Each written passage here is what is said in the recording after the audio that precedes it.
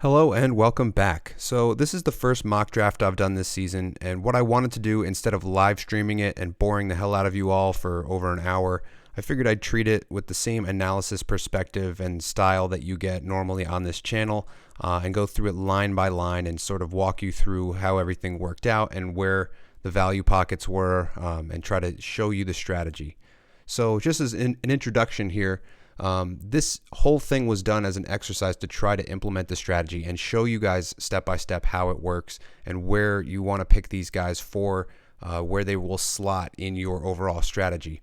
But then through this process, we also get a good look at where value is in this draft. There are value pockets all over this draft where you can extract a lot of value. There are guys who are first and second round picks in some other years that are dropping to the 10th and 11th round. Which is a little bit insane, but that's where they fell. And but this was a head-to-head mock draft on Yahoo. I had the first overall pick. Didn't plan it that way. That's just how it ended up. But it will be interesting. I might go through and do one with each position pick. So first, second, third. Maybe I could do that if I have enough time. But this, it is pretty time intensive to put these together as opposed to doing them live stream. So we'll have to think about if that's worth doing for all 12 or 15, 16 league team, 16 team leagues. But these were the categories: goals, assists, plus minus, power play points, shots on goal, hits. So plus minus in instead of blocks. So that's going to change my D3 strategy a little bit, but not too much. And then the regular goaltending categories are there as well. So the first pick overall, McDavid at number 1. That's pretty obvious. If you're ever thinking about doing anything other than Connor McDavid here for the next 5 to 10 years, you should probably just stop playing fantasy hockey. Because he should be the number 1 pick every single year. So that was my first pick, and I had a little bit of time here to see how everything unfolded in the first round. And what I noticed here, Cale Makar goes at 5. So that is a little tiny bit of a reach there for both Makar and Hedman for me. I got Makar last year in the 12th spot, and he was pretty much right there at the end of the season at 13. Hedman, that's a little early for me. Although this is, if you look at these 4 defensemen, these are the top 4D in the league, and they all have vanished by the end of the second round. So if you want one of these 4 guys, apparently you have to pick them in the top 2 rounds, and I'm not sure if that's the best strategy, because look at some of the value plays that you can see mixed in with these guys. Kucherov going all the way back here at 11, Tkachuk at 12, Ovechkin at 13. That's some excellent goal scoring winger value. Tkachuk has all kinds of category coverage. Kucherov's a 1.3 point per game guy who's a little bit goal heavy. Rantanen's a goal heavy winger.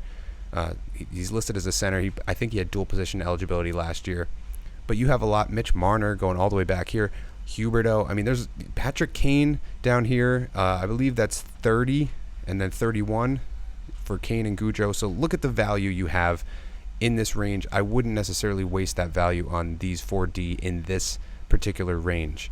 And then same thing with the goaltending. If you look, 5 goalies were taken in this round.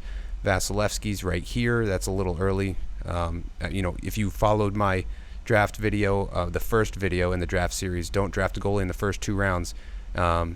This is completely ignored by these guys. Now, this is all one team. This is probably auto-drafted because you don't need 3 goalies like this in your first 3 picks, but Ottinger's the kind of standout here as a guy who definitely was way overdrafted compared to where he should be drafted. But at least the other 4 guys are the top 4 goalies that you're going to see in your league, and they all went by the end of the 3rd round. So if you want one of these guys, that's where you're going to have to get them. Now looking back towards my team, so this is how the snake went. It followed this trajectory, came back down here. Chris Kreider, massive overdraft in the 2nd round. I could see Kyle Connor going there, but Chris Kreider has not established himself as a 50-goal guy consecutive seasons or anything close to that.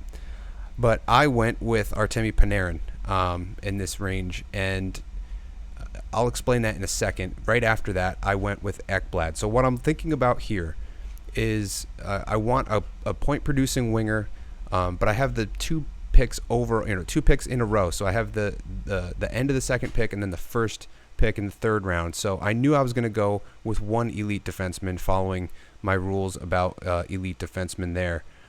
So I knew I wanted to go with one of these guys, and I ended up with Ekblad, who I believe is probably the 5th best defenseman out there, just given his points per game. He was the only guy on this list that was not, so these three guys at the top were over a point per game. Fox was a .94, Ekblad was a .93 and had some decent category coverage.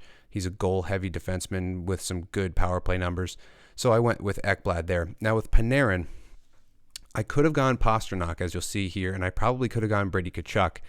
And, thinking back now, I might have gone Brady Tkachuk, but the difference in point per game is massive. So Brady Tkachuk is around a .85, somewhere in that range for point per game, and Panarin's at a 1.3.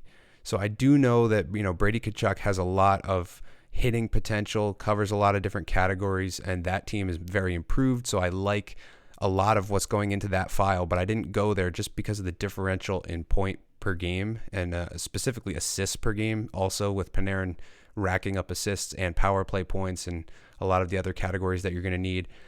The difference is I could have gone Pastrnak, and in my wingers versus centers video, I said that you should go goal heavy with your wingers, and so I gave this exact example, and I said it, if you were picking at 7, so I was picking at 25, 24 here and 25, so I was way further back, and I still could have picked between Pastrnak and Panarin, which is excellent value for either guy. The reason I went with Panarin is just because Pastrnak, some of his teammates are not going to be starting the season. So he doesn't have Marchand to start, and they broke up the perfection line last year. They're not going to have McAvoy or Grzelcyk to start. So they may struggle out of the gate a little bit, and that may, impact his numbers just enough to be the tiebreaker, as opposed to having goals be the tiebreaker between the two of them. Because if you're just looking at point per game, Panarin's better. If you're looking at goal coverage, then Pasternak's better. But if you're going to use, a deciding factor between those two guys, usually I would use goals. But in this case, just because of the injuries, I went with Panarin. Also, I haven't had Panarin on a team ever, so I, factored that in a little bit as well. It's really a gut call if you're in that spot. But what you want to take away from my strategy, best player available at number 1. I went with a point-producing winger. Unfortunately, I didn't get a goal-scoring winger in that spot, but I did pick them up later, so we'll come back to that. And then I got my elite defenseman, offensive power play quarterback defenseman in that third spot at 25 overall. So rounds 4 through 6, starting right to left as we work through the snake. One of the first things that you notice is this is where a lot of goalies are picked. So the green, all these goalies, Fleury, Saros, and Anderson were taken before I got to my pick.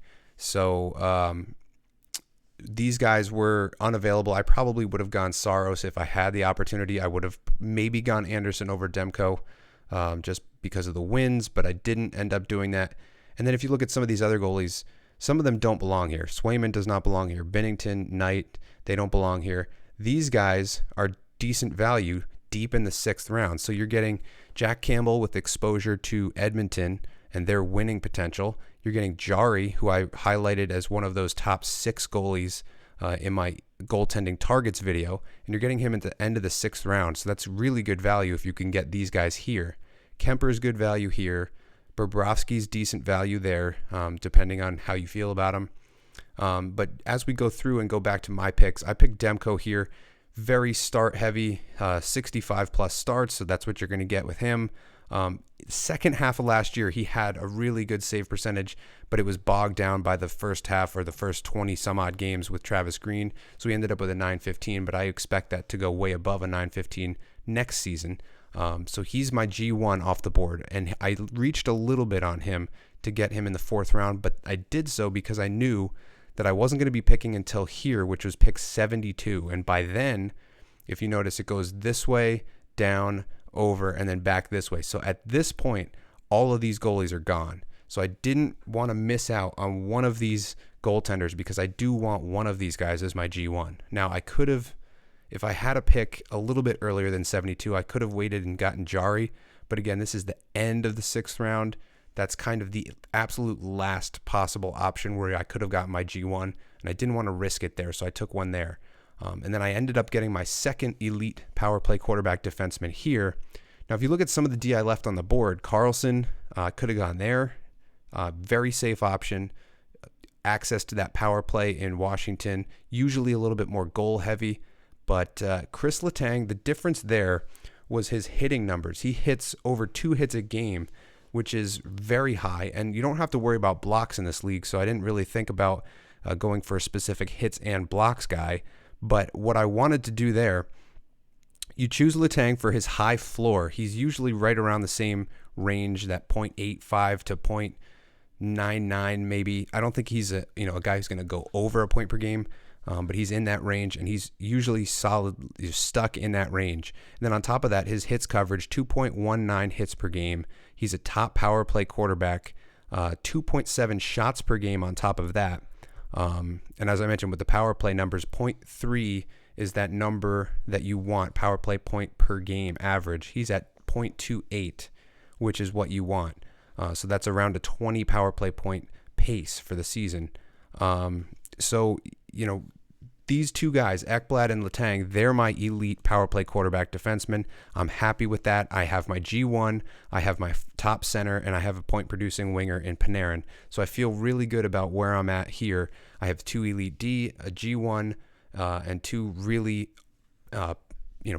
powerful producing offensive players above a 1.3 point per game average in that range.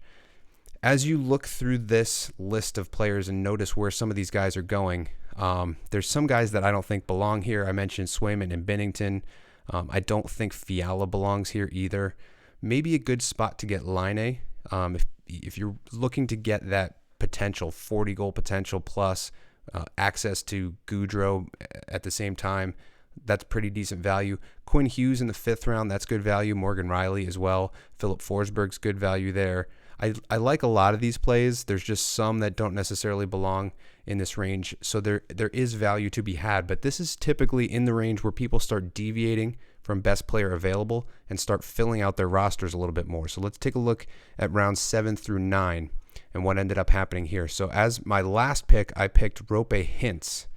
And Hintz, he's a guy that I talked about in that contract year video, 0.94 point per game average. He's in a contract year, and he is a 40-goal pace center, and I think he had dual position eligibility. I could be wrong on that, but he was one of those guys that I thought was going to pop off this year. He's still going to get top line minutes, top power play minutes, and exposure to a pretty good Dallas power play unit.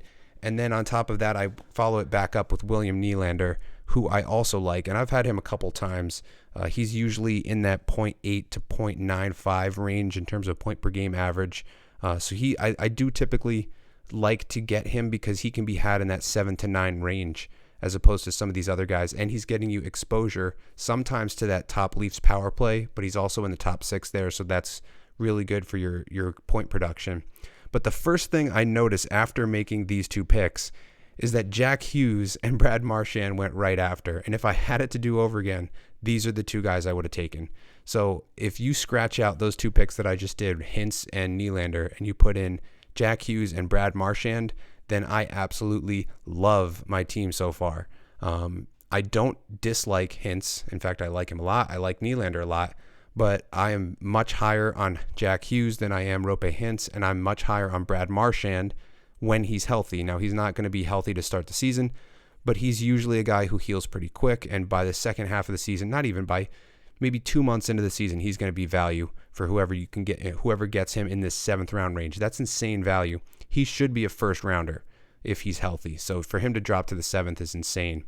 And then as you go through here, the snake goes this way, all the way down here. If you were somebody who was targeting Nazem Kadri, he fell to the 8th round here. So that's actually pretty good value. I thought he'd be overdrafted this year based on his numbers from last year, but he actually, 85th overall. That's a pretty decent value for Nazem Kadri. And, if you get him there, you're getting exposure to the Flames top 6. You're probably getting power play exposure on that power play. And there's some value to be had there. And then the other guy I looked at right here, Tim Stützle at 93. That's a good range for him. Brian Rust right there. That's a really good range for him in the 8th round. Rust is a more goal-heavy guy. Stützle, I've talked about him a couple times in some of the previous videos. So there are some value plays deep, especially if you look at these centers. Jack Hughes, well over. He's a 1.1 plus point per game guy.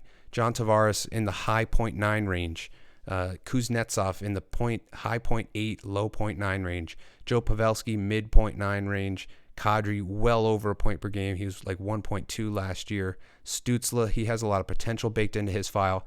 And then look at this. Braden Point in the 9th round. He's usually a first or second rounder, and he drops all the way to the 9th just because people forgot about him, I guess.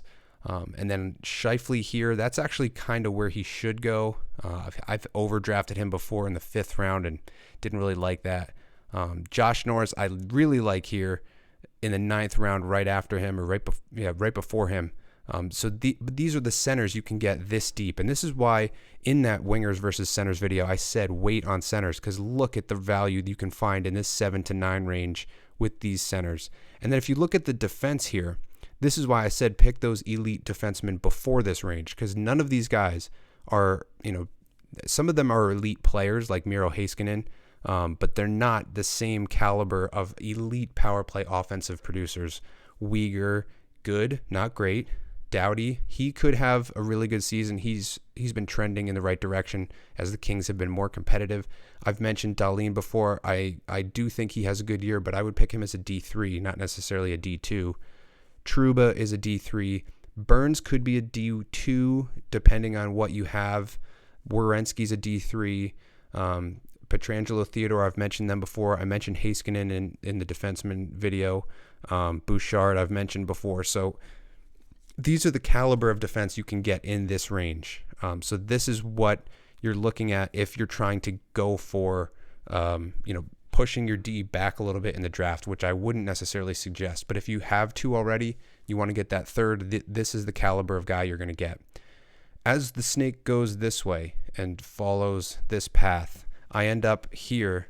I get Cole Caulfield at the end of the 8th round, beginning of the 9th round. So that's really good value for me because I wanted to add a goal-scoring winger, as I mentioned in the wingers versus centers video.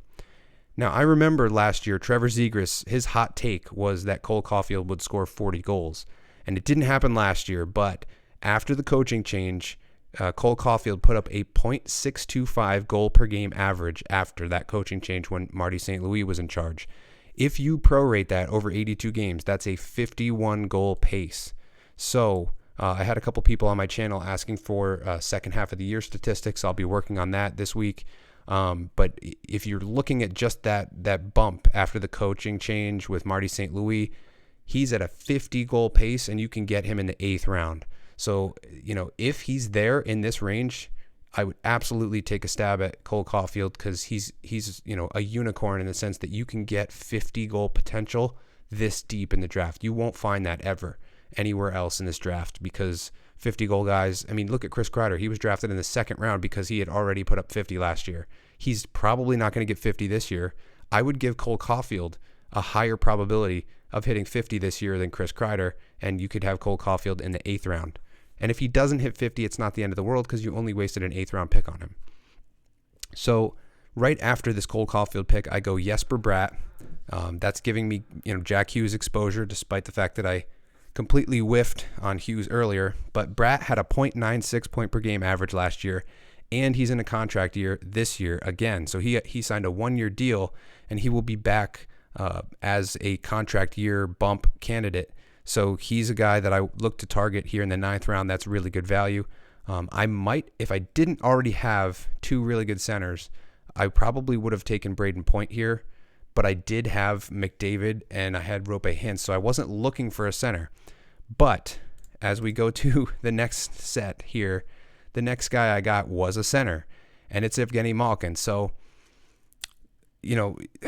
it's some of these people in your draft, they might not want to take a guy like Malkin because he does have name value, but it's older name value. But what I've noticed just from looking at the data, Evgeny Malkin is still a point per game guy. He's over a point per game in the regular season and in the playoffs. And I got him at 120 overall in the 10th round. If he somehow falls to this range, please do yourself a favor and calmly but quickly click the draft button before anyone else in your draft realizes. So last year, Malkin, 1.02 point per game, 0.48 goal per game. That's a 39 goal pace, 3.1 shots per game. So that's top 10th percentile.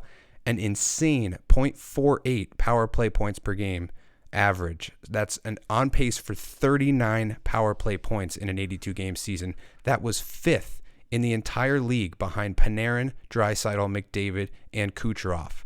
So if you can get a guy who's this good in that many categories, point production, goal production, and power play production, and shot production. So that's 4 categories that he's in the top 10th percentile or better. And you can get him at 120.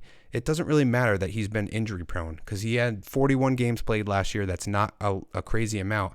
But if he's healthy during your playoffs, you want that level of production. And to get him at this value, that's exactly what I try to talk about the most on this channel. It's not necessarily about who you get. It's about where. Would I have taken Malkin in the 4th round? No. Would I have taken him in the 7th round? No. But at 10th, at 120 overall, yes, I will absolutely take a bite at Malkin because he's excellent value there. Then I follow that right up with another incredible value play with Charlie McAvoy at 121. So he's a power play quarterback, PP1 for Boston, and he's a guy who covers a lot of different categories, some hits, some blocks, decent plus minus.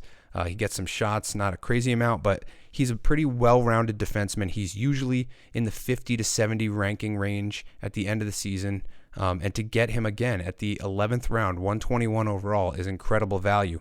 Now, I do know that he's going to be out till December, but if he is out for that entire time, then I just put him on IR and I find another defenseman off the waiver wire to cover either the hits category specifically or try to get a D3 power play quarterback coverage kind of guy off the waiver wire. Then when he is healthy, I just insert him into my lineup and I have, an elite D core for the second half of the season. So that's how you can find value. Injured players, guys that are falling in your draft for no apparent reason. But if you look at some of these other guys, Dougie Hamilton, look at some of the D that went ahead of Dougie Hamilton. I listed him in the video I just did about buy low defensemen. And these are all the D that were drafted before Hamilton, Nurse, McAvoy, and Krug. And even Anderson or D'Angelo, I would probably take over some of these guys. But listen to these D that were picked before all of these guys: Dobson, Byram, Uyghur, Doughty, Werenski, Burns, Trouba, Dahlin, Pietrangelo, Bouchard, Heiskanen, Theodore. Now, some of those are warranted, but some of those aren't even power play 1 quarterbacks. They're just, hits guys, hits and blocks guys like Trouba and, Uyghur. You could have had an elite power play quarterback, Torrey Krug, Tony D'Angelo, Dougie Hamilton, Charlie McAvoy. You could have had Nurse, who was an elite D3 for hits and blocks and some point coverage.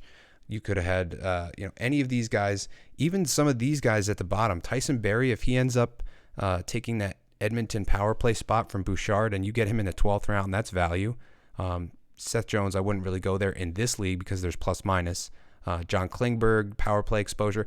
So, there is value to be had deeper in the draft. I wouldn't wait this long to get your elite power play quarterback, but I already had 2, so I didn't need one. I needed something else for my D3, and to get Charlie McAvoy at value here was a really nice play at that range.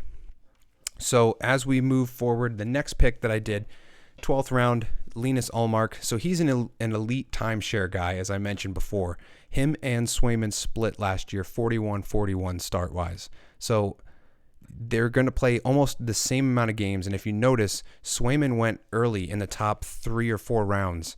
And Linus Ullmark is basically the exact same goaltender going in the 12th round. That's what value is not trying to overstep and reach for, basically the same guy in Swayman. In the 4th round, you wait. You pick up Ullmark in the 12th. All it takes is one maybe week of bad play and Ullmark's the starter for a little, at least a little while. Or if, one injury comes to Swayman, you now have the Boston starter in the 12th round. That's what you look for in terms of value. If you didn't get him, or if I would have gone some other direction, because the snake goes this way, then comes back around. So I missed out on these guys. I would have loved Forsberg here. I would have loved Francouz here. Gibson isn't bad here because he's a bona fide starter. I didn't go Thompson there because he's a high risk G3, and I was looking for a G2. So I went with the guy who's an elite timeshare as opposed to, I didn't have access to some of these guys, but that was the thinking process. Filling out D3, getting my G2 in this range, And that's where I'm, looking for value plays, looking for high risk, high reward, deeper in the draft. You don't do that early, you do it deeper. Then just to finish off the last 4 rounds, after I pick up my G2, I go for my D4 in Radko Gudas, my hits guy, 4.6 hits per game. The third best guy was Trouba last year, who was 2 hits per game lower than Gudas. So Gudas is an elite hit guy. So to pick him up there in the 13th round is really good value. And as you move through this list, you can see some of these names. If you need a power play quarterback, there's Chikrin, there's Carlson. You could, if you need some other category coverage, you got Pionk with some hits. You got Hannafin, who's a pretty, well-rounded guy. You have Morrissey, who's going to be a power play quarterback in Winnipeg, I would imagine, going this late. Dumba's a decent category coverage guy. Jake Sanderson's high risk down here. Some of these guys, Spurgeon's a really good value play here in the 15th round. Petrie going to a new team. That's probably pretty good value for this guy's last pick. But these are the D that are left in the bottom rounds. So this is just to give you a sense of what's available. But then you contrast that with the centers. Look at the quality of centers you can have here. Thomas Hurdle, Trevor Zegras, Anze Kopitar, Bo Horvat, Nugent Hopkins. All of these guys are above 0.8 points per game. They have some different category coverage depending on which guy you're talking about, but they're all quality options. And then as you go down into the 15th and 16th, Kopp is a little high here for my taste, but you could potentially get Oshie. That's giving you access to that PP1 in Washington. Barzell in the 16th round is actually really good value. I didn't like him if he was going in the 8th round, the 7th round, in that range where he was going last year. But to get him at 16th round, that's excellent value, especially contract year Matt Barzell. Tage Thompson, that was a one-off last year, so it's difficult to tell if this is good value or not, but to get him in the 16th, there's nothing wrong with that. You're not wasting any kind of a high pick on him. And then Sagan here, he's going to rack up shots, and he can maybe give you some point exposure there as well. But then just looking at some of these guys here, so I picked up Gudas. He's my D4. I take a big swing for the fences with Philip Grubauer, and he was in that high-risk G3 section of the goalie targets video, and I mentioned how he's due for a bounce back. And if you haven't watched that video, you can get the full explanation as to why I think that, because he was obviously the worst goalie in the entire league last year, so why would anyone pick him? But he was sitting here, and he's going to get 50-plus starts. He was on the 4th best defensive team last year, and he can't possibly be any worse than last year, and I'm expecting an average to medium-sized bump would put him at above a 910, probably above a 915 save percentage. So to get that in the 14th round is value for me. And then I try to fill out my hits categories. I could have gone Tom Wilson, but he's injured. And Tanner Jeannot puts up more hits than Tom Wilson, if you believe it or not. Jeannot, I believe, is at 3.9 hits per game, whereas Wilson is about 3.07. So you get a couple more hits. Both guys are at around a 24-goal pace. So you're getting goal scoring and hits with a right winger spot. So nothing crazy. You're not taking up, it's not Ryan Reeves where he's only getting you hits. You're getting some exposure. With one of these two guys, you're either getting hits and goals, and maybe you get some power play exposure as well with Wilson. But that's what I was looking at here, is mainly a higher hit ceiling. That plus Gudas should carry that hits category. And then Lafreniere actually hits as well. So he was the last guy. The snake went this way and then back here, and I had the last pick because I had the first pick. So with Lafreniere, I just swing for the fences here. A younger player, he might get top 6 minutes. Actually, he should get top 6 minutes this year in New York. He could get potentially some power play time on that PP1, which was the 4th best power play in the league last year. So if he does get that time, getting him in the 16th round is incredible value.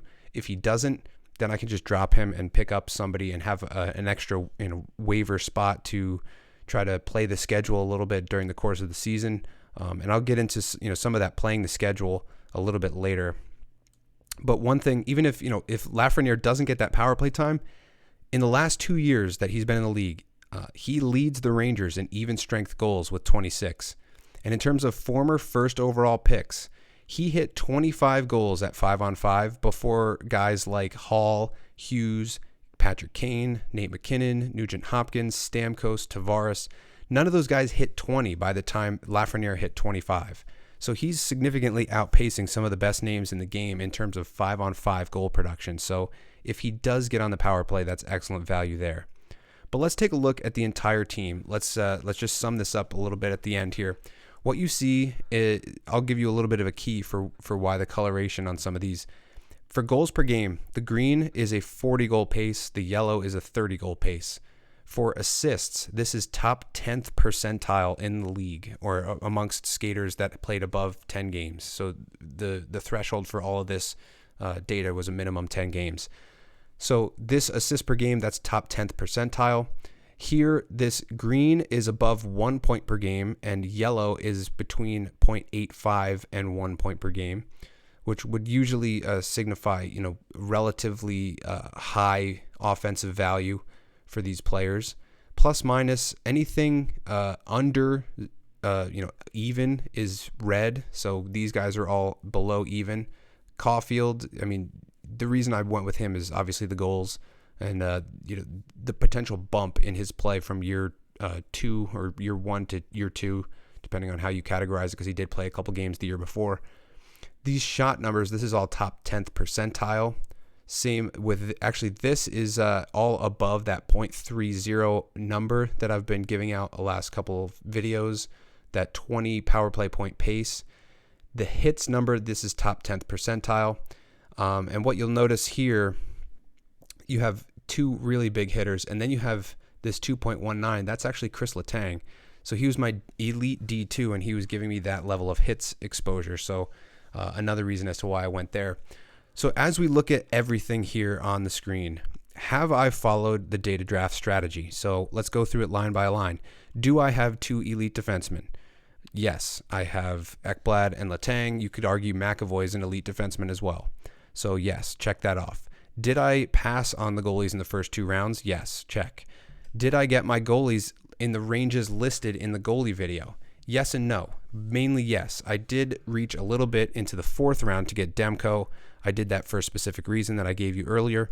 I waited a little bit on my G2 and got him in the 12th round. But then I got my G3 in the 14th round. So pretty much right where the target zones were for your goaltending targets. So check.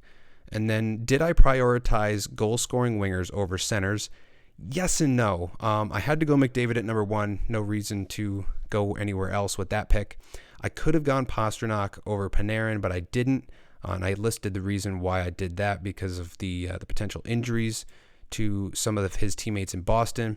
But I have 3 40-plus goal pace scorers if you include Cole Caulfield. So McDavid is an over 40 goal guy. Malkin's over 40 goal guy. And then if you factor into the equation the 0.6 plus goal per game number for Caulfield after the coaching change, I have 3 40 goal scorers. And then I have 2 30-goal guys. And then Jesper Bratt is another guy who could hit that 30-goal pace. He's pretty close. So overall, I did do well with goal-scoring wingers and goal-scoring centers as well. But I didn't make that prioritization going Pastrnak over Panarin. So it's kind of like a yes and no. And then did I maximize for hits? Yes. I didn't maximize for blocks because that was not a category, even though I've kept it in here just in case. But I did maximize for hits. I got the best hits guy in the game. I got the best hits forward in the game. If you're not factoring in some of the offensive production that you'll get out of the Kachucks, Jeannot is an absolute beast when it comes to throwing the body around. And he also had 24 goals last year, so not bad at all in that range. So pretty much hit everything that I wanted to hit. And then as a bonus, how did I manage plus minus? Because I haven't really talked about that in any of these videos yet. So basically what I did, you look at some of these guys, plus 28 for McDavid. He's going to be a really high plus player just based on his production. Ekblad was a plus 38. McAvoy is a plus 31. Gudas is a plus 27, believe it or not. Letang plus 20. So that kind of makes up for these 3 minus guys. And on average, each player is on average plus 11. So that worked out pretty well. That should carry me in that category. I didn't necessarily make a plan to deal with plus minus, but I didn't take anybody that was on a really bad team. That would probably destroy your plus minus if you were picking a guy like Chychrun who's going to be on one of the worst teams, or Seth Jones, that kind of thing. But I didn't do that, so I didn't really have to plan too much to go for plus minus. And then I walked you through a lot of these picks. If you look at the goaltending, Demko's going to get me starts. He's going to give me wins, probably elite save percentage higher than this. And then I would imagine he's going to get a couple more shutouts than he did last year. Allmark is in that timeshare. He's an elite timeshare guy. So he's going to give me the goals against, maybe the save percentage as well, just not the starts. But he did get a high win percentage compared to his start number. So 26 wins in 41 games is very high in terms of goaltending win percentage. And then you look at Grubauer, 55 starts last year, terrible record and terrible numbers all around. So I'm looking for a bounce back from him. The only weakness I see here is, if you're looking at goaltending, it's not as strong as some of the other factors. But what I've been stressing in some of these videos is it's more important to be elite as an offensive category coverage guy as opposed to goaltending, because you win your offense, you're more likely to win your league. And again, with any of these guys, if somebody comes out of training camp and steals a job, if somebody comes out of the first couple of months of the season and gets dropped, thrown to the waiver wire, and then gets hot, I can monitor that and I can filter in and see if one of these guys is slacking a little bit and make that adjustment. I'll still keep Demko probably because of the volume that he's going to get. But I have some flexibility here. If somebody gets hot, I can just drop one of these guys and not worry about it too much. So that was the thought process there.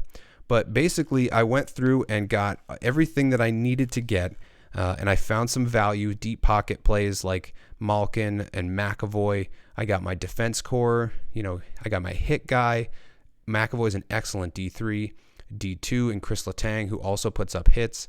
I got Ekblad, who's going to get me elite power play coverage, 0.32 power play points per game.